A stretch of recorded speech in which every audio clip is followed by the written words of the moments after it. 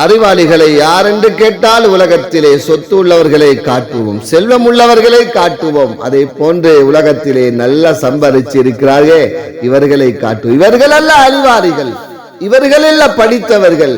மறு உலகத்துக்காக வேண்டி யாரு சம்பாதிக்கிறார்களோ, ஈமானை சரியான உறுதியான முறையிலே உலகத்திலே வைத்து அல்லாஹ்வை நம்பி இருக்கிறார்களோ, அமல்களை செய்கிறார்களோ, இவர்கள் தான் அறிவாளிகளாக இருக்கிறார்கள்.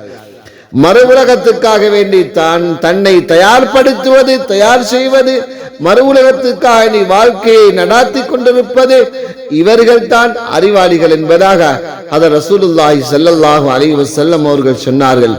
மறு உலகத்துக்கு யார் யாரெல்லாம் தயாரிச்சு இந்த உலகத்து அற்ப தன்மைகளை விளங்கி உலகம் அழிய போகிறது, உலகம் நிரந்தரம் இல்லை என்று உலகத்திலே வாழ்கின்றார்களோ, இவர்கள் தான் புத்திசாலிகள் என்ற கருத்தை ஹதரத் ரசூலுல்லாஹி ஸல்லல்லாஹு அலைஹி வஸல்லம் அவர்கள் சொன்னார்கள். அதனால் ரஜபுடைய மாதம் நம்மை விட்டு கழிந்து கொண்டிருக்கிறது. அதற்கு பின்னால் ஷாபானுடைய மாதம் வர இருக்கிறது.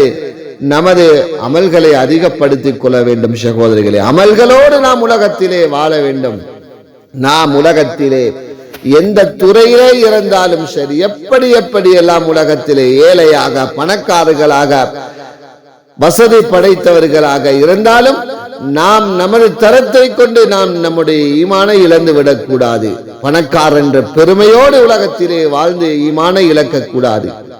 ஏழையாக ஆகிவிட்டேன், ஏழையாக இருக்கிறேன் என்று நினைத்து ஈமானை நாம் பறிகொடுக்க கூடாது சகோதரி. ஈமானோடு உலகத்திலே வாழ வேண்டும்.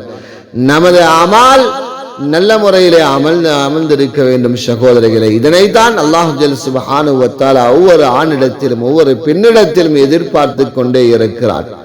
எனவே கழியக்கூடிய ஒவ்வொரு நாட்களையும் நாம் எண்ணி அல்லாஹுடைய கட்டளையின் பிரகாரம் வாழக்கூடிய பாக்கியத்தை அல்லாஹ் நம் அனைவருக்கும் தந்தருள் புரிவானாக.